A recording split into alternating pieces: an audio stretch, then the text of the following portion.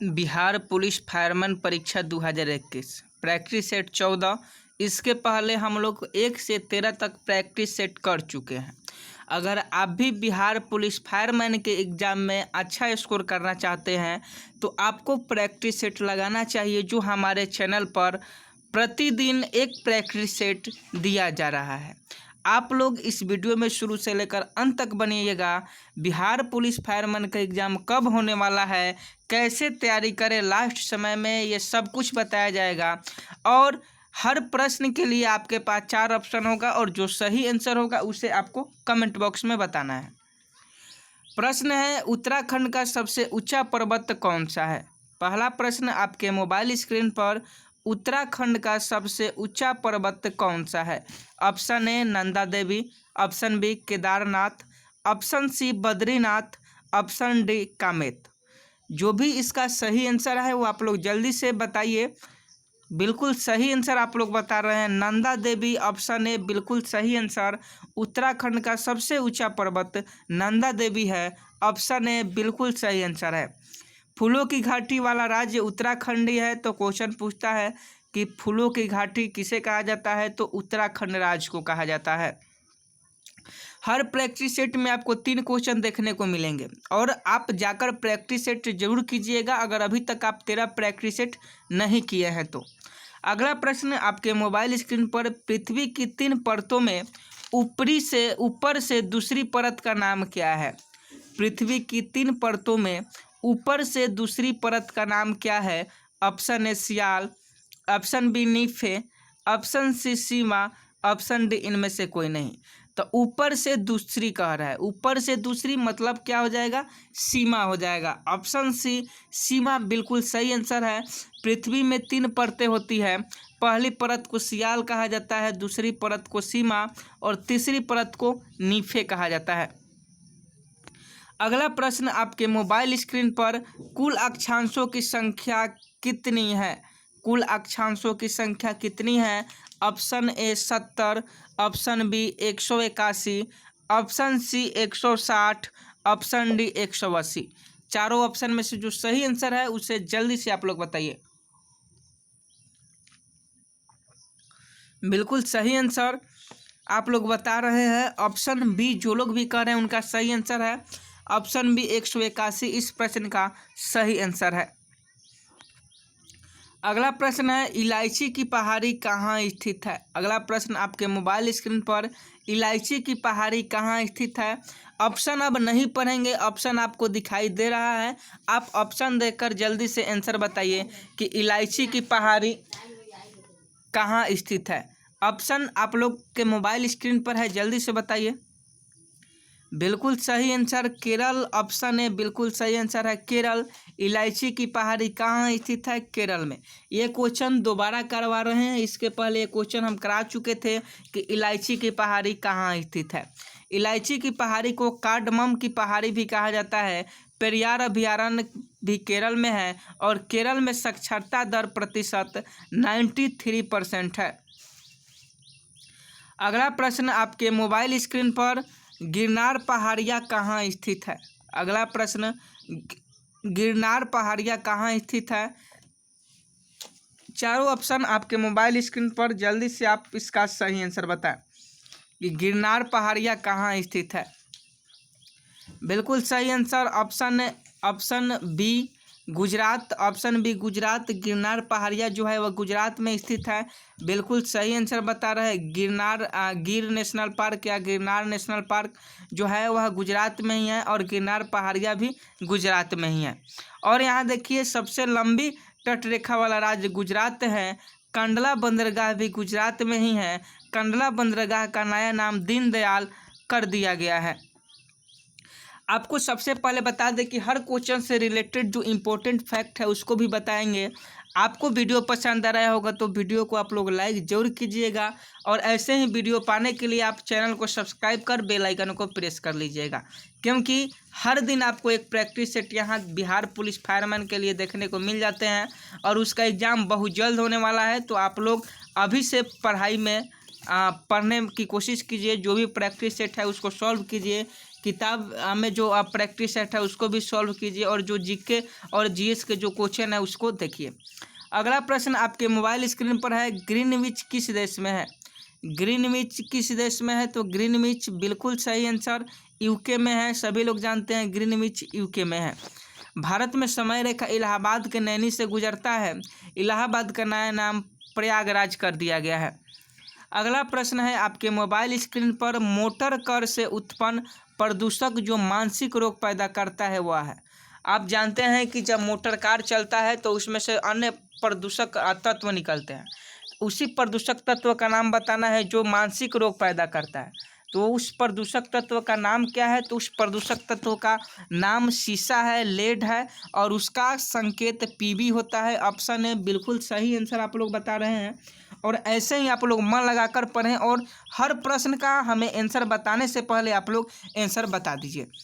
अगला है आपके मोबाइल स्क्रीन पर, वायुमंडल में सर्वाधिक मात्रा में विद्यमान अक्रिय गैस कौन सी है? वायुमंडल में सर्वाधिक मात्रा में विद्यमान अक्रिय गैस कौन सी है? ऑप्शन आपके मोबाइल स्क्रीन पर बिल्कुल सही आंसर आर्गन सही आप लोग बता रहे हैं। यहाँ आर्गन है, क्योंकि यह अक्रिय गैस पूछ रहा है। अगर केवल गैस पूछता तो इसका आंसर नाइट्रोजन हो जाता, लेकिन अक्रिय गैस पूछने के कारण इसका आंसर आर्गन हो गया। और आर्गन जो है वह 0.93% वायुमंडल में है। अगला प्रश्न देख लीजिए, वही है, वायुमंडल में सर्वाधिक कौन सी गैस है? इसका आंसर अभी हम बताए हैं कि वायुमंडल में जो सर्वाधिक गैस है वह नाइट्रोजन है। कितना है? तो नाइट्रोजन 68% है, और ऑक्सीजन जो है 21% है, और आर्गन 0.93% है। और कार्बन डाइऑक्साइड बार बार पूछता है तो 0.03% CO2 गैस वायुमंडल में है। अगला प्रश्न देख लीजिए कि कैप्सूल का आवरण किसका बना होता है? क्वेश्चन आपके मोबाइल स्क्रीन पर और ऑप्शन भी आपके मोबाइल ही स्क्रीन पर। कैप्सूल का आवरण, कैप्सूल आप लोग देखे हैं, दवा दुकान में जाइएगा और कैप्सूल मांगेगा तो वो देता है। और कैप्सूल का आवरण किस प्रकार का बना होता है, किसका बना होता है, यही आपसे क्वेश्चन पूछ रहा है। तो इसका राइट आंसर क्या हो जाएगा? कुछ लोग अंडे के छिलके कह रहे हैं, कुछ लोगों का कहना है ऑप्शन डी बिल्कुल गलत आंसर है। ऑप्शन डी नहीं होगा, ना ही ऑप्शन सी होगा। इसका राइट आंसर स्टार्च हो जाएगा।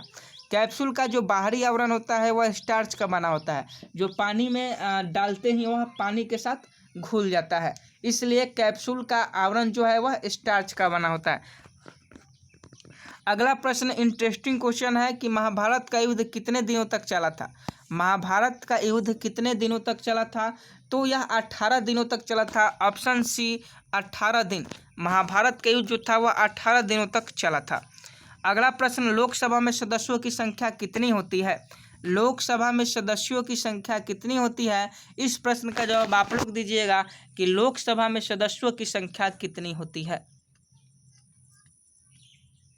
बिल्कुल आप लोग सही आंसर बता रहे हैं। ऑप्शन डी 545 बिल्कुल सही आंसर है। लोकसभा में कुल 545 सदस्य होते हैं। लोकसभा एक प्रकार का निम्न सदन होता है। लोकसभा एक प्रकार का लोकप्रिय सदन होता है। लोकसभा एक प्रकार का अस्थायी सदन है। लोकसभा को भंग करने वाला राष्ट्रपति होता है। अगला प्रश्न आपके मोबाइल स्क्रीन पर, निम्न में से किसे रक्षात्मक पदार्थ कहा जाता है? निम्न में से किसे रक्षात्मक पदार्थ कहा जाता है? तो विटामिन को। विटामिन जो है वह रोग प्रतिरोधों से लड़ने के लिए क्षमता प्रदान करता है, रोग नहीं होने देता है, बीमारी नहीं होने देता है, इसलिए यह रक्षात्मक पदार्थ होता है। ऑप्शन है विटामिन बिल्कुल सही आंसर है। विटामिन का कार्य केवल टूटे फूटे ऊतकों को मरम्मत करना होता है, साथ में मजबूती प्रदान भी करना होता है। और विटामिन का नामकरण फंक के द्वारा किया गया था। बहुत बार क्वेश्चन पूछा है बिहार पुलिस में, और आगे भी पूछेगा कि विटामिन का नामकरण फंक द्वारा किया गया था।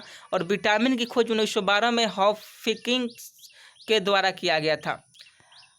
अगला प्रश्न, हवाई जहाज प्रायः किस मंडल में उड़ते हैं? आप देखे होंगे हवाई जहाज को उड़ते हुए, आपको बताना है कि हवाई जहाज प्रायः किस मंडल में उड़ते हैं। ऑप्शन आपके मोबाइल स्क्रीन पर। हवाई जहाज प्रायः किस मंडल में उड़ते हैं? बिल्कुल सही आंसर समताप मंडल आप लोग बता रहे हैं। ऑप्शन बी समताप मंडल में हवाई जहाज उड़ते हैं। अगला प्रश्न, निम्न में कौन विश्व की सबसे बड़ी झील है? निम्न में कौन विश्व की सबसे बड़ी झील है? जल्दी से बताइए इस क्वेश्चन का आंसर, क्योंकि यह एनटीपीसी का फेवरेट क्वेश्चन है। रेलवे में कितना बार यह क्वेश्चन पूछा जा चुका है कि विश्व के सबसे बड़ी झील कौन सी है, तो यह कौन सी है, विश्व की सबसे बड़ी झील कौन सी है, तो इसका राइट आंसर कैस्पियन सागर हो जाएगा। कैस्पियन सागर जो है वो विश्व की सबसे बड़ी झील है और ये 5 देशों में फैली हुई है। अगला प्रश्न, चक्रवात की आकृति किस प्रकार की होती है? चक्रवात की आकृति किस प्रकार की होती है? ऑप्शन आपके मोबाइल स्क्रीन पर। अंडाकार, अंडाकार बिल्कुल सही आंसर है। चक्रवात की आकृति जो है वह अंडाकार होती है और भारत में चक्रवात को साइक्लोन के नाम से जाना जाता है, चीन में चक्रवात को टाइफून के नाम से जाना जाता है और अमेरिका में चक्रवात को टॉर्नेडो के नाम से जाना जाता है। तो किस देश में चक्रवात को किस नाम से जाना जाता है आप लोग देख लीजिए। अगला प्रश्न देखते हैं। अगला प्रश्न है, निम्न में से सबसे छोटा जीव कौन सा है? निम्न में से सबसे छोटा जीव कौन सा है? निम्न में से सबसे छोटा जीव कौन सा है? निम्न में से सबसे छोटा जीव कौन सा है? बिल्कुल सही आंसर माइकोप्लाज्मा। माइकोप्लाज्मा आप लोग बता रहे हैं, बिल्कुल सही आंसर है, क्योंकि माइकोप्लाज्मा जो है वह सबसे छोटा जीव है। माइकोप्लाज्मा सबसे छोटा जीव है। अगला प्रश्न, निम्न में से कौन सा रोग जीवाणु के कारण होता है? निम्न में से कौन सा रोग जीवाणु के कारण होता है? हैजा, बिल्कुल सही आंसर। हैजा जो है वह जीवाणु के कारण होता है।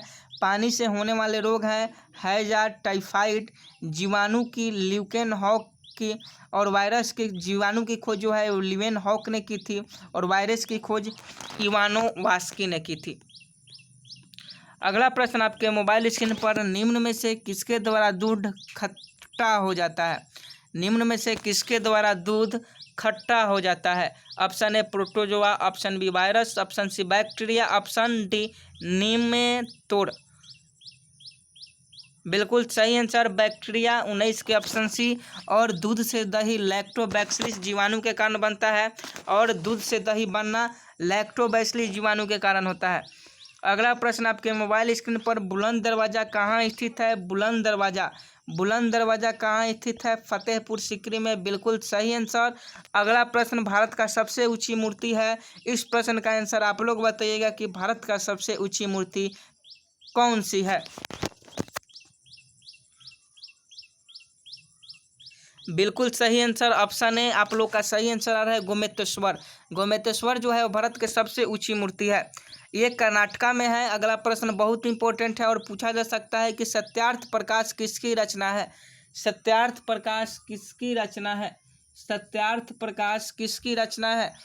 बिल्कुल सही आंसर स्वामी दयानंद सरस्वती। स्वामी दयानंद सरस्वती ने सत्यार्थ प्रकाश की रचना की थी और आर्य समाज की स्थापना भी स्वामी दयानंद सरस्वती ने ही की थी। अगला प्रश्न आपके मोबाइल स्क्रीन पर, किस देश की सरकार ने ही हाल ही में सरकारी नौकरी में आरक्षण समाप्त करने का निर्णय लिया है? यह करंट अफेयर्स के सवाल हैं। किस देश की सरकार ने हाल ही में भारत सरकारी नौकरी में आरक्षण समाप्त करने का निर्णय लिया है? तो यह बिल्कुल सही आंसर बांग्लादेश हो जाएगा, ऑप्शन डी। अगला प्रश्न भी करंट अफेयर्स का है कि निम्न इनमें से भारतीय उच्चतम न्यायालय के कौन से न्यायाधीश अंतर्राष्ट्रीय न्यायालय में भी रहे हैं? इनमें से भारतीय उच्चतम न्यायालय के कौन से न्यायाधीश अंतर्राष्ट्रीय न्यायालय में भी रहे हैं? तो इस प्रश्न का आप लोग सही आंसर जल्दी से बताइए। दलवारी भंडारी, दलवारी भंडारी जो है वह बिल्कुल आंसर हो जाएगा। दलवीर भंडारी उच्चतम न्यायालय में रह रहे हैं और यह अंतर्राष्ट्रीय न्यायालय में भी रह चुके हैं। अंतर्राष्ट्रीय न्यायालय का मुख्यालय द हेग है, नीदरलैंड में। अगला प्रश्न है, बिजली की लगी आग पर क्या डालना चाहिए? तो बिजली की लगी आग पर सूखी रेत डालना चाहिए, सूखी रेत, ऑप्शन बी बिल्कुल सही आंसर है। ग्रीनविच मीन टाइम किस देश के नाम पर रखा गया है? ग्रीनविच मीन टाइम जो है वह इंग्लैंड देश के नाम से रखा गया है। नागालैंड की राजधानी, बहुत ईजी क्वेश्चन, कोहिमा है नागालैंड की राजधानी। अगला प्रश्न, भारतीय सेना की सबसे छोटी इकाई क्या होती है? तो सेक्शन। अगला प्रश्न, भगवान महावीर का प्रथम शिष्य कौन था? तो जमाली। बहुत इंपॉर्टेंट क्वेश्चन है, इसे रट लीजिएगा। भगवान महावीर का प्रथम शिष्य कौन था? जमाली था। अगला प्रश्न आपके लिए और इसका आंसर आप वीडियो के कमेंट बॉक्स में बताइएगा कि जजिया कर पहली बार ब्राह्मणों पर किसने लगाया था। जजिया कर पहली बार ब्राह्मणों पर किसने लगाया था। Option A Aurangzeb, option B Mohammad bin Tughlaq, option C Balban, option D Firoz Shah Tughlaq. जो भी इसका सही आंसर बताएगा उसका नाम अगले वीडियो में अनाउंस किया जाएगा और उसे अच्छा प्राइज दिया जाएगा।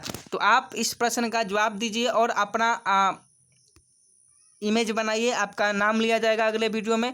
अगर यह वीडियो आपको पसंद आया होगा तो वीडियो को लाइक कीजिए, जो लोग चैनल पर नए हैं वो चैनल को सब्सक्राइब कर और अपने दोस्तों के साथ शेयर कर दे। तो जल्दी से चैनल को सब्सक्राइब कर बेल आइकन को प्रेस कर लीजिए। मिलते हैं नेक्स्ट वीडियो में, तब तक के लिए जय हिंद जय भारत।